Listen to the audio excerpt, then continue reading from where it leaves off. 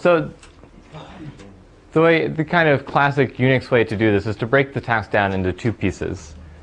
You have a Lexer, which takes a string of bytes and assembles them into kind of meaningful semantic units. So the Lexer would take 1.5 and say, this is a number. Or it would take dog and say, this is a word or an identifier. And then that information, which is called, those are tokens. So Lex tokenizes the input. That gets passed to Yak, which Shai mentioned the other day, which is yet another compiler, which knows how to basically implement a context-free grammar. It's not quite that strong. It's kind of the useful parts of implementing a context-free grammar. And so it's able to take input that looks like number plus sign number and say, this is an expression. This is a mathematical expression. And additionally, both of them, what they can do beyond kind of the basic functionality that you've seen in finite state machines and the grammars that you've been looking at, they don't just recognize stuff. At every step, whenever you see something that looks like a number, then you can give it some action and say to the Lexer, when you see a 1, a period, and a 5, go ahead and figure out what the real decimal value of that is, and remember that. And likewise, on the Yak side, when you see a number plus a number, then you can tell it, add these things. So that's the basis, and here we're just going to go through. It's a really short example, and just to give you an idea of kind of mechanically how does this work. So first, let's look at the Lexer. Unfortunately, both of these tools were originally written for C, and I didn't find a nice, easy-to-use version for Java or some other nice language. So you'll just have to kind of gloss over the parts that are C that you don't understand, although I think that it's sufficiently similar to Java that it won't be too hard to see what's going on. You can just say what they mean. There isn't so much C. Right. I mean, the whole thing is like 40 lines long. So at the top, just kind of taking care of getting some header files. This is equivalent to saying import, import java.util or whatever. And now we just jump straight into defining what these tokens look like. So we're trying to actually I guess I should say what we're trying to build here. We want a calculator. We want something that we can put in just a regular expression that you would type into your little graphing calculator, and it's going to compute the result. Right? So I mean, this doesn't seem so hard, but there are some tricky things like making sure that you get something like 2 plus 4 times 5. You have to do the times before you do the plus. And so what we're going to get out of this is a very intuitive and easy way to write that down without having to really think about what's going on. Does it take parentheses? And we'll also tell it how parentheses change the order of evaluation. Actually, somebody asked this exact question about when you're implementing the context grammar, how do you make the semantic stuff go the way you want to go and make the grammar unambiguous in that way? So it'll answer that question. Sure. I guess. The job of the Lexer is, well, it's much less interesting than the job of the parser, which is the Yak side. Here we're just trying to assemble a string of characters into the meaningful chunks, into numbers up to the top. And then we just want to recognize kind of basic arithmetic symbols down here.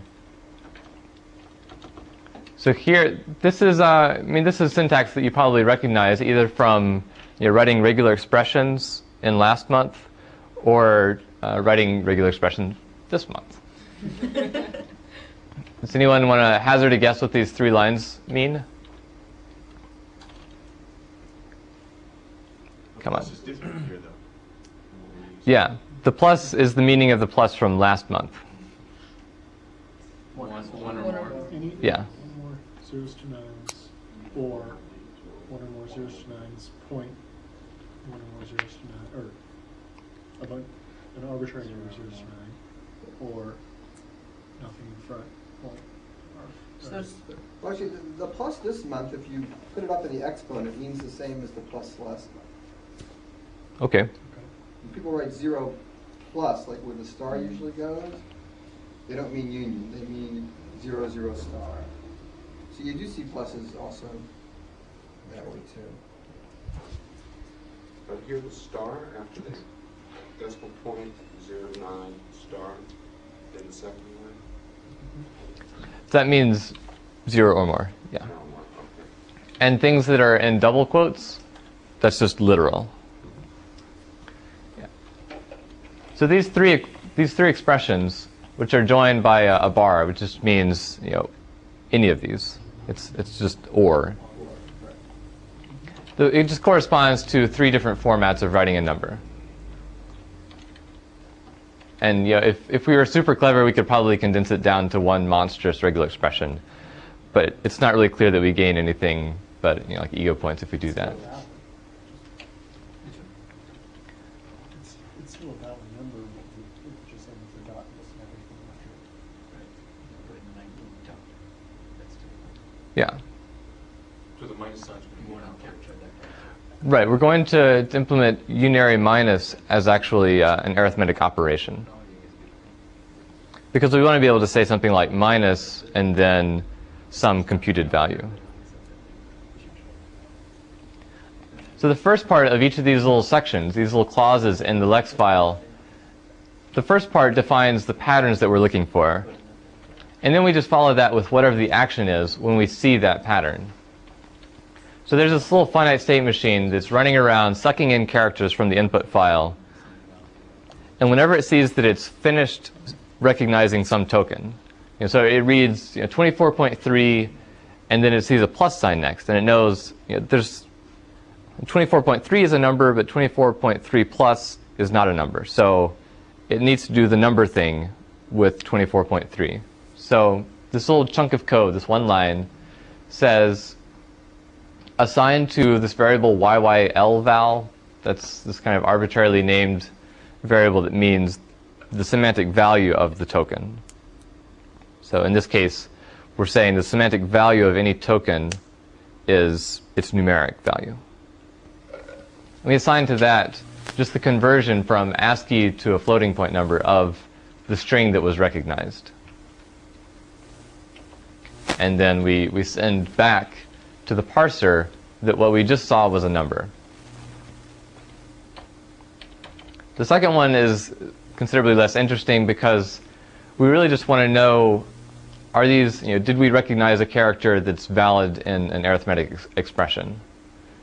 So we're willing to accept any of these little operators, parentheses, and you get to put new lines in there too. And here there's no semantic value of a plus. There's not any sense in which a plus has the value 3 or anything. So we don't worry about assigning it a value. And there's a little shortcut here. We don't even say, oh, I'm returning an operator. I just return the character itself. And the token plus is represented by the character plus itself. And the star in front of YY text? That's so that's a C'ism. Okay, don't go there. Right. I mean, it's because YY text is a string that represents the entire chunk of text that we just recognized. So up here, when we recognize the number, YY text was the string of characters 24.3. Here, we know that we just saw a single character. And it turns out that with pointers in C, if you want the first character of a string, then you just get to say star and the pointer that goes to the string. It's not worth it to worry about why if it doesn't come to you. And we have one last kind of catch-all rule. Dot means any character. So dot is basically a one-character wildcard. And if somebody types in something that's not a number and it's not a symbol, then we don't try to do anything intelligent. We just say, I don't know what you're talking about, and move on. So that really takes care of the mechanical part, or the interesting part of this file. Down here is just defining this procedure. What do you do when there's an error? Well, I just print out some error message and keep going. And the entire program is just going to call this yyparse function, which is actually a function that comes from the yak side. This just happens to be a good place to put the main part of the program. Does anyone have questions about the Lex stuff? Do you see how this could be implemented by a pretty basic finite state machine? It's similar to when you've been trying to write a finite state machine to accept the string 1101 and recognize when it sees that. All that Lex is doing in the background is looking at these various rules that you've put down, and then it's going to generate some big finite state machine that does the right thing. Where's YY text declared? Is that just built in automatic? Yeah. There are a number of variables that just kind of appear automatically because we're not writing a real C file. We're writing a Lex file that has bits of C kind of inserted in there. And Lex promises to us that whenever I'm inside the rule, inside the action for some match, then it places certain pieces of information from the match into various variables. The all uppercase number, is that a... So that's going to come from this header file called y.tab. Okay. It'll make more sense in about 5 seconds. What's the output of the It's a program? little X and a Y. The output? Yeah, the Lex. What's that syntax when you get that? You say what the number is. Lex itself doesn't print anything out unless I put a print statement like this unrecognized character line. Lex's job is just to sit there, and by default it'll read from standard input. So when we run the program, it'll sit there and read input from the keyboard. And then it provides functions that will return whatever the next token in line is. And then that's sent to the end. Right. So actually what happens is that yak asks for a token. So once we kind of go through the yak grammar and then run it, then we can see kind of a better idea of how control is going around. So, I'm sorry. So each time this thing's called, it passes back the type of the token, and if you want to know, if you want the type of the token, you've got this extern available to you in whatever you're calling it from, presumably your Lex or something like that, or your, I'm not really sure, like So your yak, or I don't. yeah, yak. Okay. It's kind of it's a really close relationship between Lex and yak. I mean, they were definitely made with each other in mind, in the sense that there are a few just like kind of the conventions make it very seamless for them to operate together. And so this YYL val and the defining number, where we return number, those are both things that are defined by yak. And then it's visible from Lex, so that you're able to pass back information. All right. So this is going to take care of tokenizing all of the input. But now we just have some string of number times paren number minus yeah. And so we need some way, not that. We need some way to interpret, what does some mathematical expression mean, and what exactly is a valid mathematical expression. And so, again, we have some just kind of header junk setting up basic information. This include it's another thing like saying import java.math, because we want to use the exponentiation function. This is where number comes from. When we say %token, that's just saying that one of the kinds of tokens that's going to come back from Lex is this thing called a number. And they have to know, they both have to know what number is, so that when Lex says, oh, this is a number, that, Yak knows what it's talking about. So now we get to the interesting part. So here's the grammar itself. It's very similar to, I guess, BNF, Bacchus-Naur form.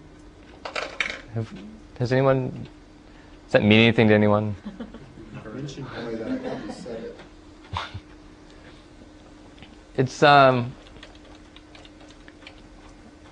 don't know, maybe, well. Bacchus-Naur form looks like a context-free grammar. With some Yeah. sugar. It's not so good. Right. It's not any more powerful than the other ways you've seen of writing a grammar. The only thing that's nice about it is that it makes intuitive sense when you look at it, and you don't have these kind of auxiliary productions just to make it fit into some syntactic form like CNF. And I mean, just like when you define a regular grammar, we have this, we have S, the beginning production. So basically, I'll just kind of walk through what each of the lines mean, and then if there are any questions, then we can talk about it some more. So we're willing to recognize things that are S followed by a line. And so this is going to give us just this recursive definition that will recognize as many lines as you like. But we don't like a single line by itself. Or we don't like empty input. Now, a line. Just want to up the font. Okay. That's not going to help. Nothing there is going to change. This is VNC. What if we do Oh, it's what? Put on this. Whoa. That's evil.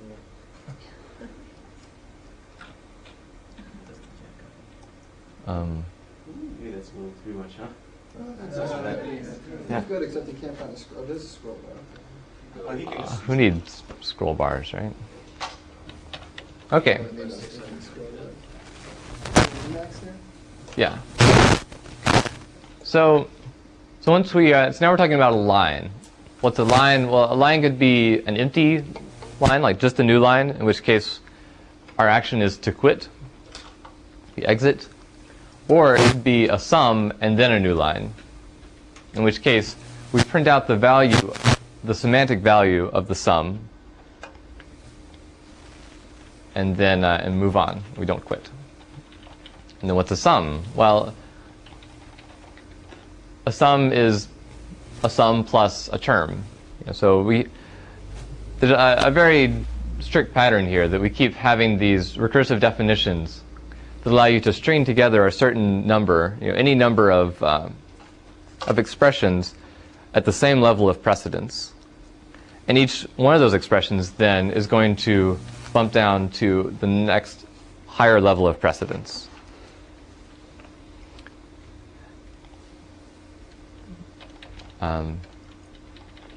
So here we're saying that pluses and minuses, for one, they get, is that right? Yeah.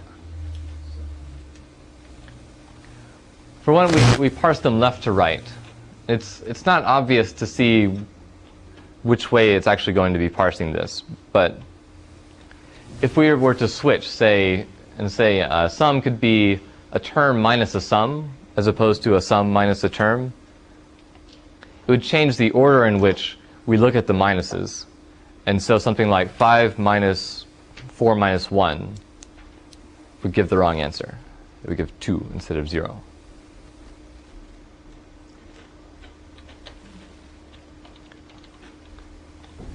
And I don't really know how interesting it is to belabor each of these little productions, but the most important thing here is just to see that at each level we allow some string of these, and then there's this kind of base case where we're willing to say that a term by itself is a sum. And then inside a term, we'll look at higher precedence operations. And on up to exponentiation and unary negation. So, can you explain thing? I don't know what... I couldn't come up with a better name than...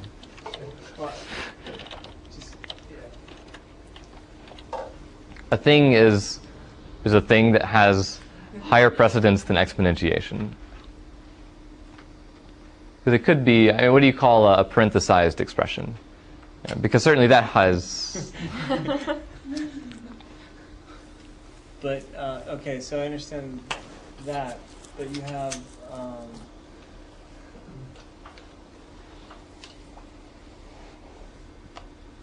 $sign equals... Right, so I haven't explained any of what's going on in the actions. Just like in Lex, after we had some little regular expression that we wanted to match, then we could put some C code over there and braces. It's the same idea here. But now we want to know how to combine the semantic value of each of the terms in the production. And so what Yak does is it takes this little chunk of C code and it furnishes us with some kind of meta variables. So $$ turns out to be the semantic value of the left-hand side symbol. And then the symbols on the right side are just numbered $1, $2, $3. So what this one line right here says is when I see something that, when I see a sum, a plus, and a term, then I can reduce that by saying I get a new sum whose semantic value is the sum, the addition of that first thing and the third thing. So whatever the semantic value of the original sum and this term over here, I add them together and that becomes the semantic value of the source of the production. And since the only thing that actually has semantic value is a number, it has to drill through the whole thing before it can build it back up and figure this stuff out. Yeah. So the numbers are the leaves. Right. Right. So this is a bottom-up parser. So it goes all the way down until it sees, this thing is a number, which is a thing, and so I can actually start doing something with it. So number exponent to number, and it can actually, then it's able to reduce that to a single number. And you don't have to say that, you don't have to give thing the value of number, that just sort of happens.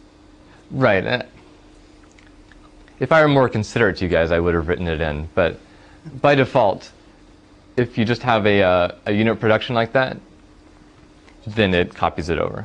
So there's kind of this implicit $$ equals $1 over there. And you asked where there's no actions on the last.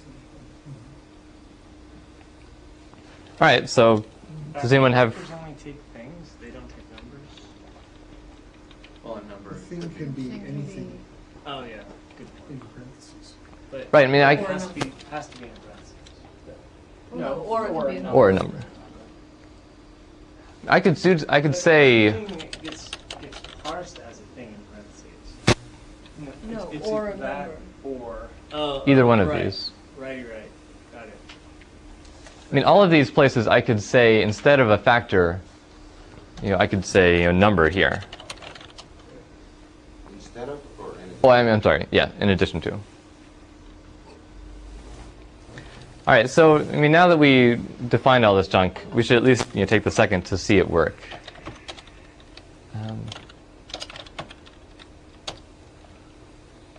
So it's not really so much exciting stuff you can do with arithmetic, but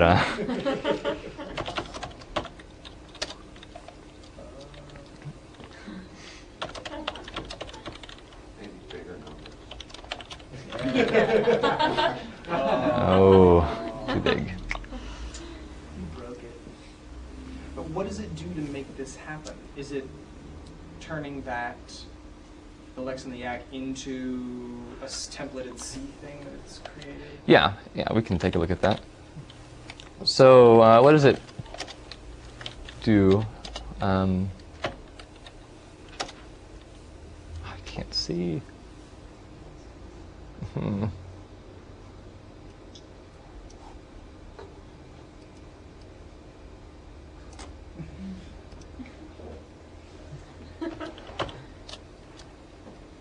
Shut up. Uh-oh. I think I just put an error into it. Yeah. Putting the number? Right, so even though it seems fair to put number in there, it really, it's not so good for the parser, because now there are two ways to deal with having that number. This is actually an unplanned good example. You just made the grammar ambiguous? Yeah. But we should back up. Remember there was a question about this exact grammar. We did E goes to E plus E and E star E, and then E goes to numbers, and then you said that was ambiguous, and then somebody said, well, how do you make it really work when I showed you the two parse trees? How do you make that happen? And I said there's different ways. You can put parentheses in language, or you can make it have precedence. So what Rusty's grammar here is just a different grammar that does the same thing, but insists on a precedence. Instead of having sum going to sum plus sum, he goes to sum plus a different non-terminal symbol. And that's what forces you to only have one parse tree for every one of these expressions. Because you have to decide when that something comes, and you don't get to, if you just do 3 plus 4 times 7, there's only one way to do it. The 4 times 7 becomes the term. So that's the answer to that question that somebody asked about a week ago, or whenever, 2 weeks ago. So do people see why I got shift-reduce conflicts without really knowing what a shift-reduce conflict is? You should explain it. Okay, so the way that the parser works, the way that, there's some C program that's generated after Yak looks at this file, thinks for a while, and kind of hiccups a bunch of C code. It generates a parser which basically, I guess it's essentially a push-down machine. It's a C program that's simulating a push-down machine. Yeah. That's right.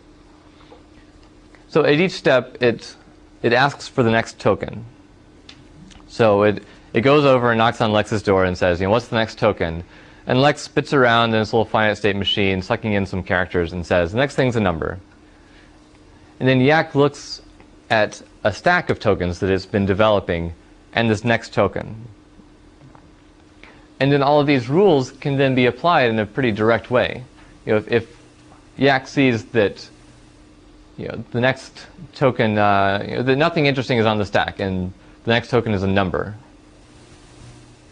I'll say, fine, I'm willing to take that number and put it onto the stack as a thing.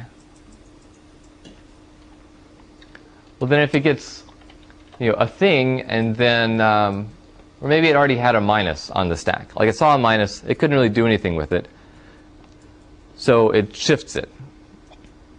The two operations at any point. It can either take the next token and shift it onto the stack, or it can use whatever's on the stack to, as the right-hand side of one of these rules, and put something, take something off the stack and put something smaller back on.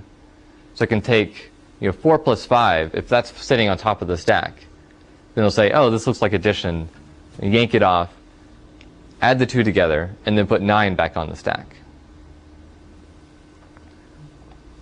And these rules just give you a very definite way of knowing, when do I shift something and when do I take some set of tokens that are already on the stack and reduce them by some rule.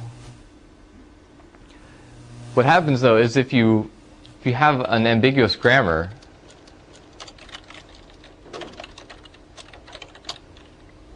like this, well, then at some point there are two valid choices. That I could either shift a number. I could either take a number and reduce it to a thing, or I could take a number and I could reduce it to a factor. And it's not obvious to Yak which one to do. So if you create an ambiguous grammar, then it's very unhappy not knowing what to do. It's willing to make a guess, but it's usually going to be wrong. And so that's why it says things like reduce conflict, if there are two ways to reduce something. So to get from a number to a factor, you go through a thing, right? Right. Or thing to factor. Right, and the reason that you do that, I mean, it seems like it's a lot of extra work, to take a number. Say if I just put in 5, then you'd be tempted just to say, I'm willing to accept a number. A number is fine, and when someone puts a number in, then they just get the number back. But in order to make the precedence work, so that 4 plus 5 times 3 or whatever, parse is right, then you have to force it to go through and bubble up through these various levels of precedence, to basically give the parser a chance to execute, the 5 times 3 before it has the opportunity to say 4 plus 5. So the shift exception that you were talking about, that's not, is that on this handout or not? No, I think I managed to print out an error-free version. I'm not making any promises, but Okay, that's what I could. Rusty, maybe it would help, and maybe people can say whether it would or not, but what if you just wrote 3 plus 4 times 7 on the board and try to parse it and show what's in the stack and what's going on? I can try to do that. And then we can imagine that there's a number there and not a number there, and you can show where the choice is.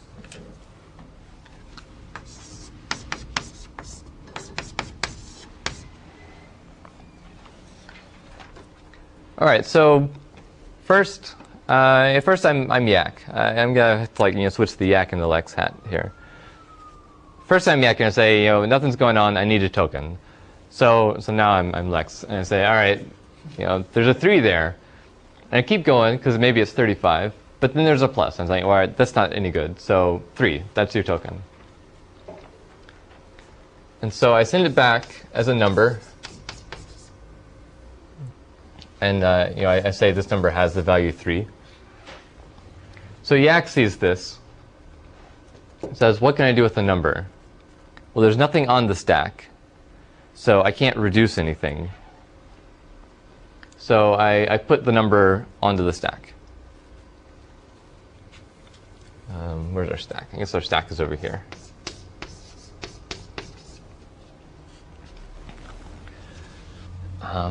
There's some slightly tricky kind of order of operations. Like, are you willing to just look at a number and say, oh, it's a thing, and then move on, or not? And I'm pretty sure that what you have to do is actually put it on. You put it on the stack, and then the next step is to see, oh, this just has to be a thing, and then you actually reduce it. So we've got a number on the stack, and now we want another token. We ask Lex for another token. It's a plus, which is its own sort of token. And so now Yak sees a plus, and there's a number sitting over here, and it knows that there's nothing it can do with number plus, right? We never wrote number plus up there. So what it has to do is, rather than shifting the plus, it has to reduce the number.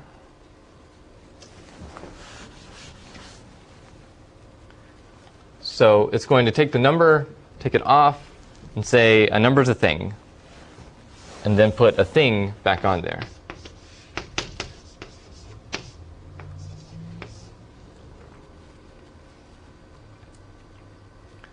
So now, how does this? Okay. Backs all the way up until it thinks it's a sum. Is that? Yeah.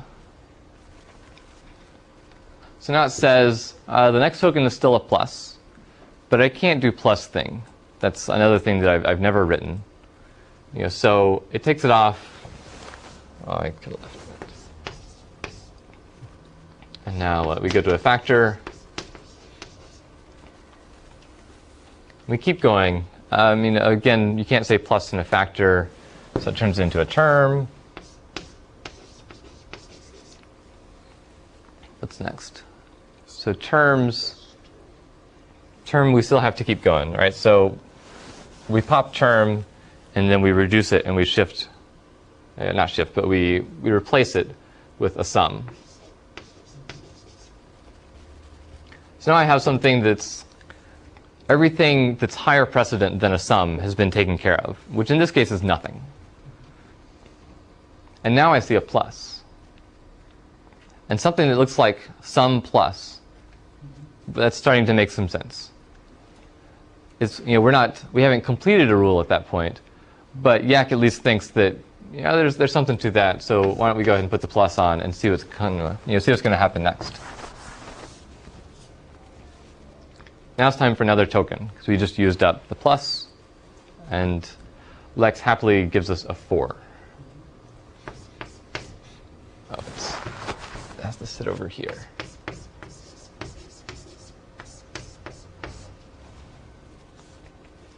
It's important to realize that this number 4, it doesn't go straight onto the stack. Okay, this is the look-ahead token. And I don't know if you've heard like the LRK, I think Shai mentioned that a few days ago, which basically means that you get K look-aheads. Yak only gives you 1, which turns out to be sufficient for all the useful stuff. What is one in addition to the top of the stack? Yeah. Because just like when the plus was sitting here, like I couldn't have put the plus on the stack and then reached under it and changed the number into a thing, into a term, into a factor, or a factor into a term. So to get this level of expressivity, you do have to have this kind of independent look-ahead token. So now I have a number. This doesn't really look like it's going anywhere, so I'm willing to go ahead and shift the number.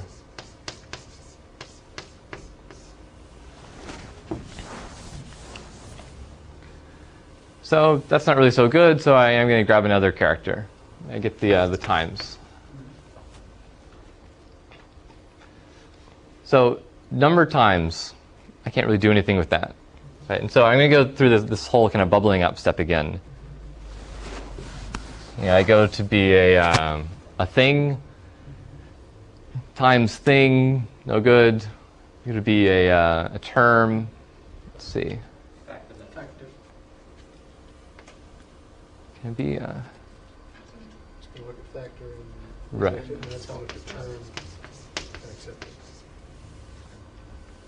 So times factor. Factor terms. Yeah, I actually have to go. Yeah, so I have to go to a term, right?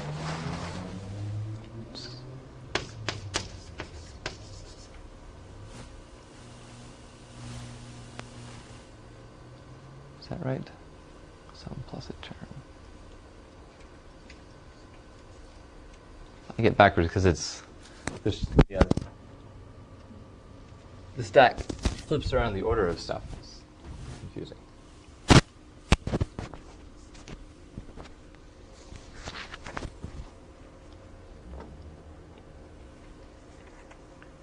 Right, so there's sum plus.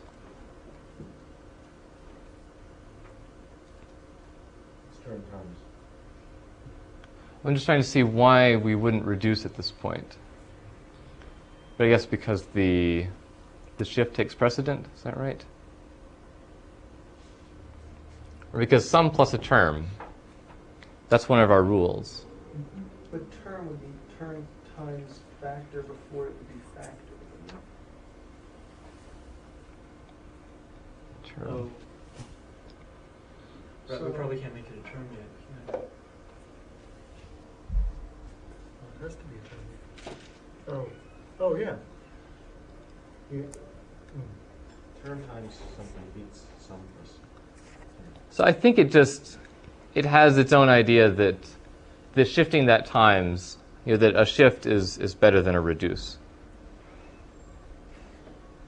I'm a little unclear on that. But why don't we just, that would be our working assumption How here. would we go about reducing? I guess we'll get there. We might. It's working with more than just the top of the stack. Okay, yeah, but Yeah, because eventually it'll collapse. yeah, I mean, we'll build up some stuff, but then we'll collapse it back down because we'll pull off 4 times 5 and then shift back on But 20. 4 times 5 is 3 separate levels of the stack. Yeah, we get to look down. We can't skip over something, but we can start at the top and match one of these rules. Do we? Okay. If that were another plus instead of the times, would it reduce it then? Or 3 plus 4 plus 5? Yeah. So I'm not sure. Maybe it would only reduce it if there was no possible combination of the top of the stack and the next token. Yeah, because it looks at the next token to see is there anything that I can do. Okay, so I think it only shifts. It only reduces when there's nothing that it can do with the next token. so when the top of the stack started out as a number, and we In terms of precedence, if you had 3 times 4 plus 5, then it would, the times would win over the plus. Yeah, because you would have term times a factor and then a plus. And you can't do anything with the plus until you have a term. So the term times factor, you couldn't say factor plus, but you could take the term and the factor and make them into a term, and then you would have a term and a plus. You have to make that into a sum, and then a sum plus. Yeah.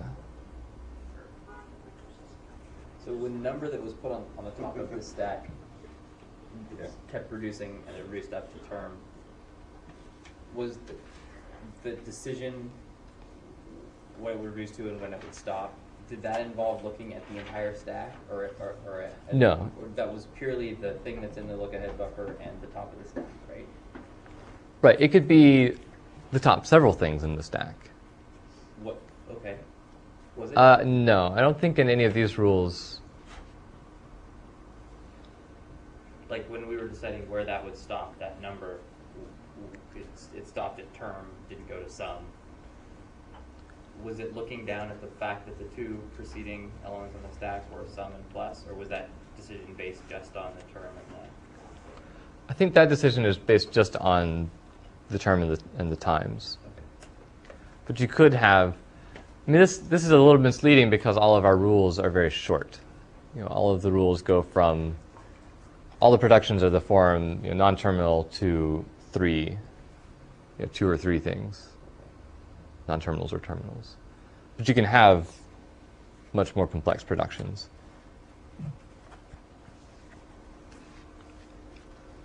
So at this point, looks like we get to shift the times.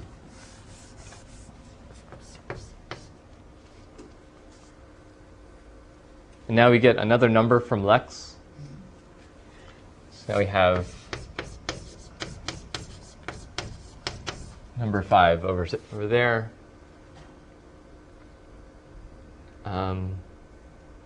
We can't reduce term times, so we can shift number over here.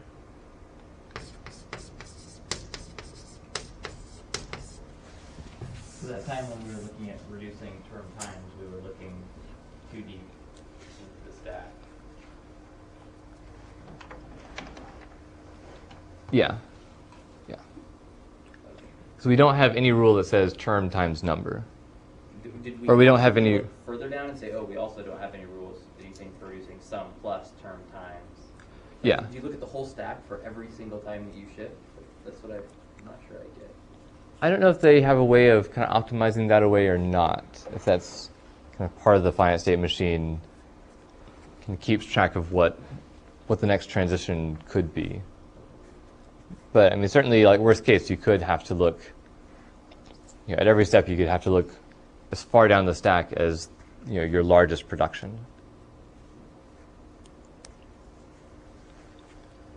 So we don't have a term times a number, and so we have to do for the third time this bubbling up and saying that a number goes up to a thing and then to a factor.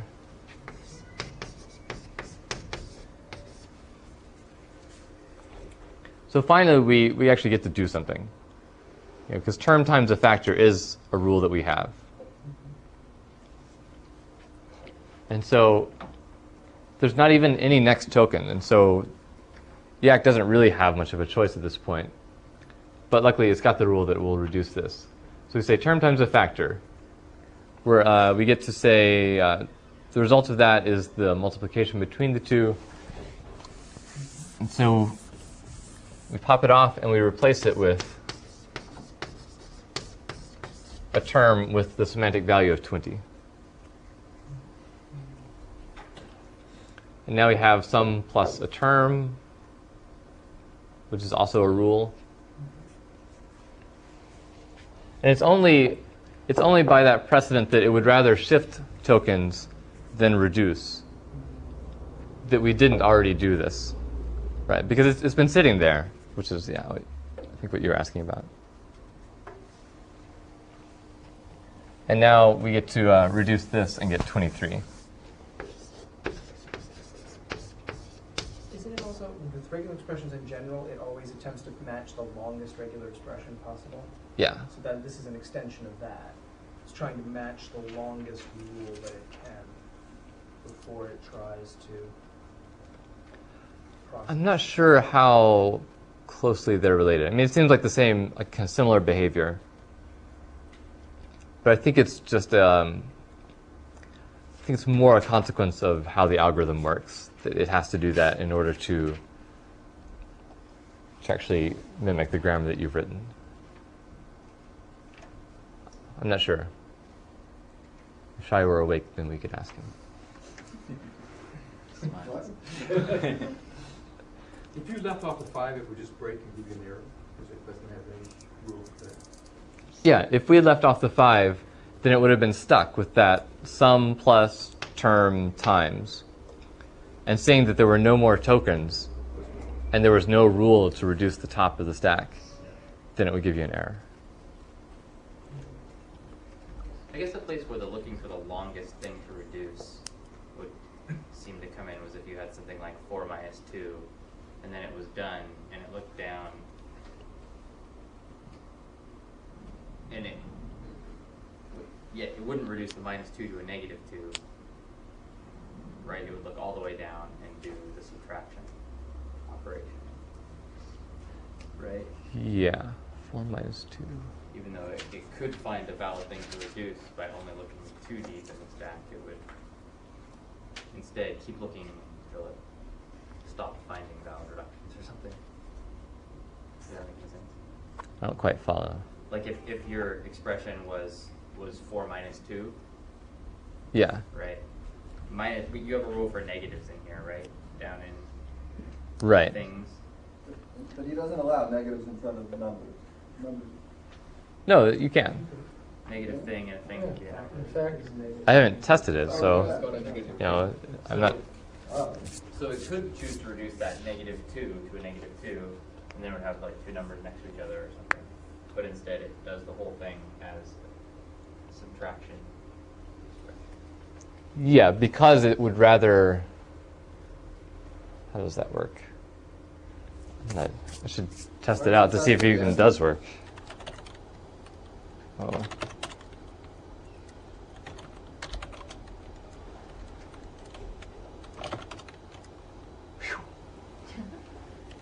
that's what it should do. Do 4 minus 2.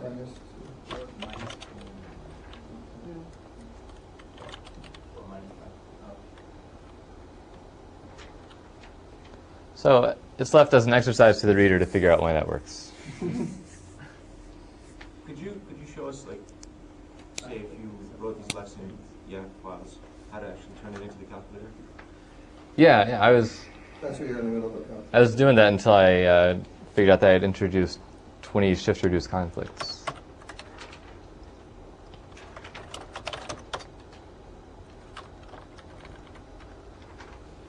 How many people are familiar with makefiles? All right, this is oddly similar to the grammar itself, in kind of an uncanny way. That the first first thing up here, all, that's kind of like S. And here I'm just trying to say that, if I want to make everything, then I have to make calc first. If I want to make calc, then I have to have these files. And here's a rule to combine these files into a program called calc. And to get these two files, then I need my yak file, and here's a command to make my yak file turn into these files, and so forth. And these are this yak and lex command. That's all you do to the files that are on the handout. You run lex on the lex one, you run yak on the yak one, and it produces some C files, this lex.yy.c, and y.tab.c, and y.tab.h. I have no idea why they call them those, but that's how it's always been done. And you just compile it all together, and So you run lex on the lex file, yak on the .y file, and then you run make on. right. I mean, running lex and yak only generates some C files and a header file. So it's up to you to either write a make file or type in these commands. I mean, just like if it generated a Java file, then you have to sit down and say, type Java C and whatever the .java file was. Do they generate something like Java bytecode, or is it human readable? It's human readable. It's I mean, not very human readable, but.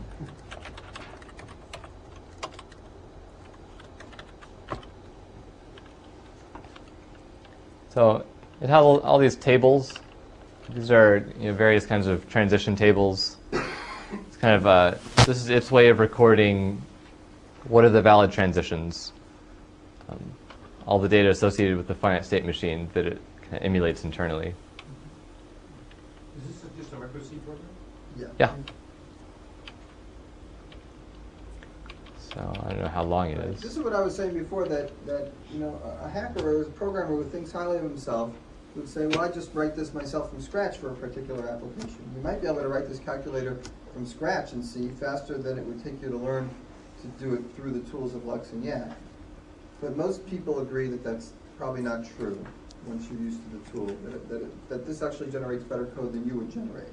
The same way compilers generate better code than you just writing a machine code nowadays. Furthermore, a lot of what you might do, maybe a third of what you might do in Yak is to make better error messages. And that would be hard to do. There's this YY error that will accept just a string, but you can also say, on the 5th character of this line, and then print out the line. We were expecting the right parenthesis you gave us. You can be very verbose. You can cut it down for whatever your user wants, and that would be hard if you were writing it by hand. It would be hard for you to religiously remember all the error messages. You can. In general, you can write a parser that's faster than Yak, if you really put your mind to it and you're willing to throw away 6 months. But it's rarely worth it, because not only do you get nice error messages, but you also have this formal description, as the input for Yak of what your language is and what is and is not valid syntax. And so in 6 months, if you decide that decision about the syntax of my little toy language that I made, that was stupid. People are using this thing in just kind of brain dead ways. I want to change the syntax of my language. Then you can change it at the level of its definition. You can say, I no longer count that as a syntactic form that's legal in my language, and you comment out one line.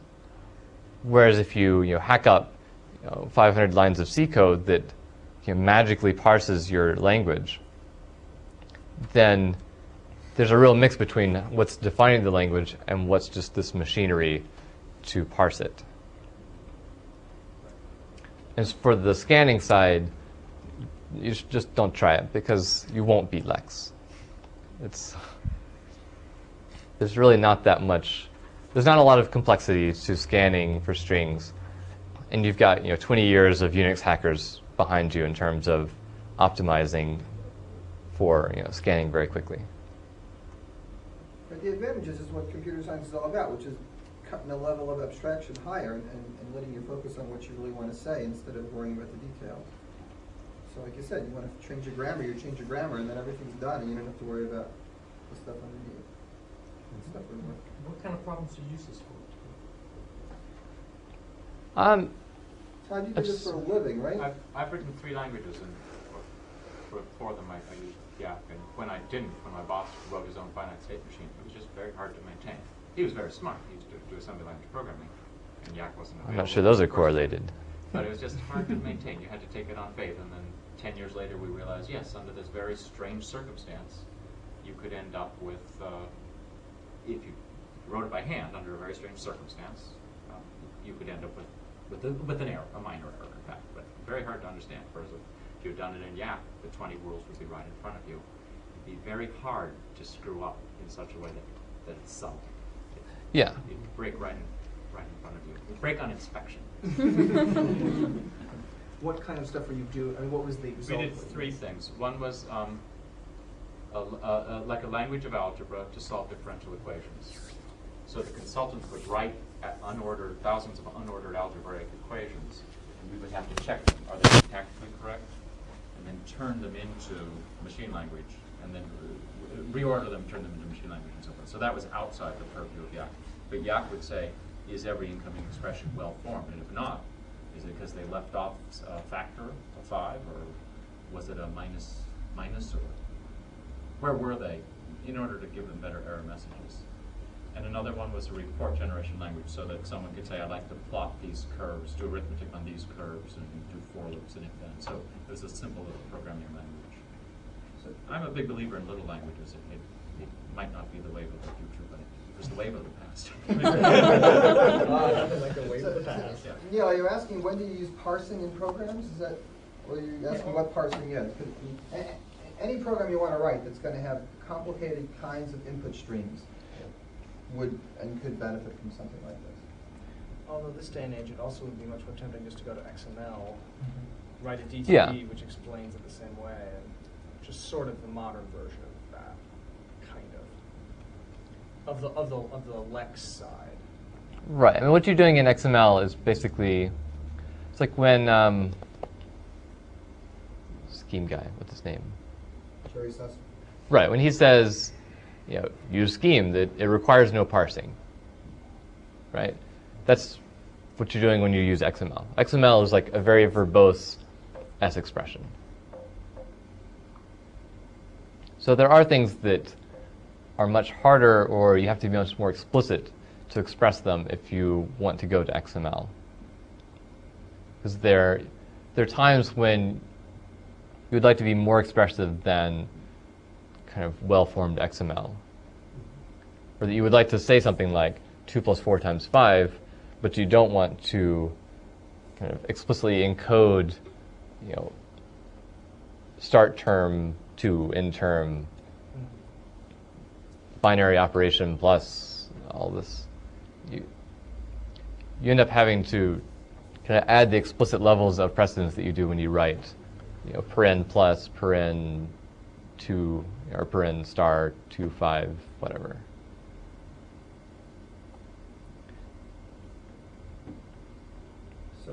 So not coincidentally, what Rusty did today is actually exactly what we're going to see on Monday in continuing with this more theoretical approach, which is how to take some grammar and turn it into a machine calculation.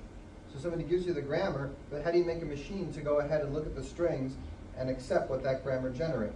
So that's what Yak is doing. It's creating this program that goes ahead and does the machine calculation that checks whether a given string could have come from that grammar. Now, it's very complicated, and it's a big, big topic because Yak is expecting an LR1 grammar, right? Almost. Almost. So if you give Yak a general context-free grammar, you're going to get the kind of stuff Rusty got when he got those errors. It can't take a regular context-free grammar because then it comes up with this non-deterministic machine and it doesn't know what to do. What we're going to do in class is I'm going to show you how to take any grammar and how to make the non-deterministic machine. That's interesting because it shows this equivalence. But if you want to do something really practical, you talk about special kinds of context-free grammars that when you convert them to machines end up being deterministic machines. And what kinds of grammars are they? There are these LR LR1 or LRK grammars, and how do you actually take those grammars, and how do you know that you have one, and when you have it, how do you take it and make it into a machine? And there's a lot of theory about that.